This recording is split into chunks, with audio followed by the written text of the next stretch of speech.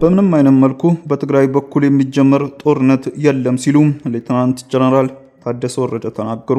በምንም አይነት ምክንያት በትግራይ የሚጀመር ጦርነት የለም፣ የትግራይ ህዝብ የሚፈልገው የወደመበትን መልሶ መገንባትና ሰላም ነው ሲሉ የክልሉ ጊዜያዊ አስተዳደር ፕሬዝዳንት ሌተናንት ጀነራል ታደሰ ወረደ ገለጹ። ትላንት ሰኔ 29 ቀን 2 ሳምንት በክልሉ ሲካሄድ የነበረውን የሰማዕታት መታሰቢያ ማጠቃለያ ፕሮግራም ላይ የተገኙት የክልሉ ፕሬዝዳንት ሌተናንት ጀነራል ታደሰ ወረደ ባደረጉት ንግግር አሁንም ቢሆን በትግራይ በኩል የሰላም አማራጭ አለ ተብሎ የሚታመን በመሆኑ በትግራይ በኩል የሚጀመር ትንኮሳም ይሁን ጦርነት ይኖራል ብሎ አይጠበቅም ሲሉ አስታውቋል። በተሳሳተ ትንታኔና መረጃ በትግራይ ላይ የሚከፈት ጦርነት እንዳይኖር ማድረግ ከፍተኛ ጥንቃቄ መደረግ ይገባል ሲሉም አሳስበዋል። በፕሮግራሙ ላይ ንግግር ያደረጉት የህዝባዊ ወያኔ ሓርነት ትግራይ ሊቀመንበር ደብረጽዮን ገብረ ሚካኤል በበኩላቸው የብልጽግና መንግስት የክህደት ቡድንና አጋሮቹም በየዕለቱ እየነዙት ያለው መጣንባችሁ የሚል የጥፋት ፕሮፓጋንዳ ነገ ከነጎዲያ እናጠፋቸዋለን በሚል እየጎሰሙት ያለው የጦርነት ነጋሪት በትኩረት ልንከታተሉ የሚገባ ነው ሲሉ በመልእክታቸው አሳስበዋል። ደብረጽዮን ገብረ ሚካኤል ዓለም አቀፍ ማህበረሰብ ለሰላም ያለንን ፍላጎት በመረዳት ለጦርነት እየተዘጋጁና እጃቸውን እያወዛወዙ ያሉትን የብልጽግና መንግስትና ተላላኪዎቹ አደብ እንዲገዙ ለማድረግ ድርሻቸውን ይወጡ ሲሉም ጠይቀዋል። ኢዜማ አዲስ ሊቀመንበርና ምክትል ሊቀመንበር መምረጡን አስታወቀ። የኢትዮጵያ ዜጎች ማህበራዊ ፍትህ ከሰኔ 28 እስከ ሰኔ 29 ቀን ሲያካሄድ የነበረውን ሁለተኛ መደበኛ ጠቅላላ ጉባኤ ማጠናቀቁና አዲስ ሊቀመንበርና ምክትል ሊቀመንበር መምረጡን አስታውቋል።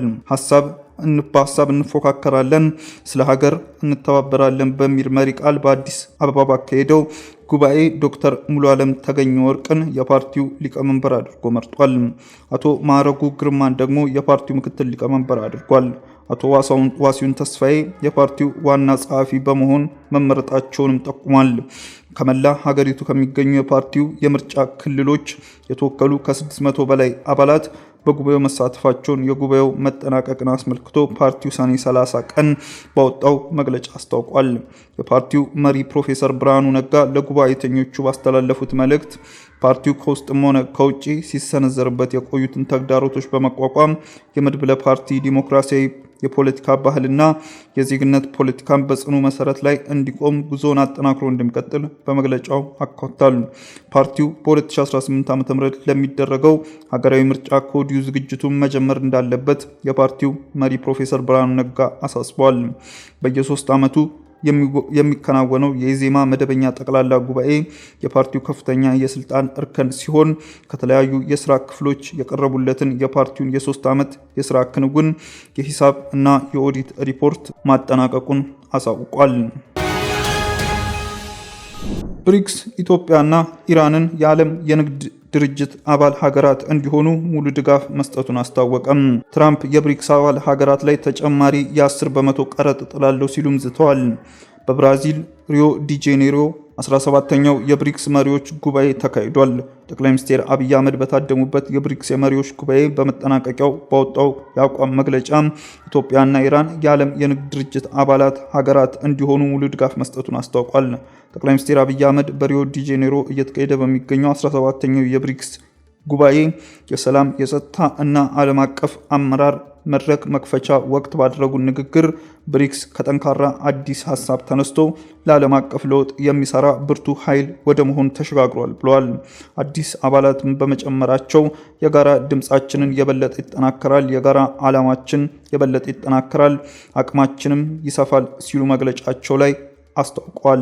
ጽህፈት ቤታቸው በተጨማሪም ጠቅላይ ሚኒስትር አብይ አህመድ ዓለም አቀፍ የገንዘብ ተቋማት የጋራ ደህንነትና ሁሉን አካታች ብልጽግናን ለማምጣት ይረዳ ዘንድ የውሳኔ አሰጣጥ መዋቀራቸውን ምሉዕነት ባለው መልክ የሚሻሻልበትን ሁኔታም አጽንኦት ሰጥተው አንስተዋል ብለዋል።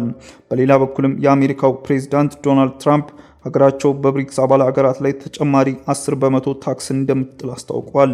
ጸረ አሜሪካ ፖሊሲን ይከተላል ባሉት የብሪክስ ቡድን ውስጥ ለመሰለፍ የሚፈልግ በማድረግ ላይ ያለ ሀገር 10% ተጨማሪ ቀረጥ ይጣልበታል ሲሉም ዝተዋል። ይህ ፖሊሲ የማይመለከተው ሀገር አይኖርም፣ ለጉዳዩ ለምትሰጡት ትኩረት እናመሰግናለን ብለዋል። ትራምፕ ጸረ አሜሪካ ፖሊሲ ቢገልጹትም ምንም አይነት ተጨማሪ ማብራሪያ አለማካተታቸውን ሮይተርስ የዜና ወኪል በዘገባው አስታውቋል። በኢራን ላይ የተደረገውን ወታደራዊ ጥቃት ያወገዘው የብሪክስ መግለጫ ዓለም አቀፍ ሕግን እንዲሁም የመንግስታቱ ድርጅት ቻርተርን በጣሰ መልኩ የተፈጸመ ነው ሲል ኮንኗል።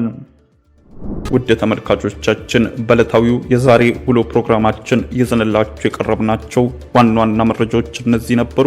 ከፕሮግራሙ ጋር አብሬያችሁ ቆይታ ያደረኩት እኔ አብዲስ አደፋር ነበርኩ። ከሌሎች የኬሎ ሚዲያ ፕሮግራሞች ጋር መልካም ቆይታም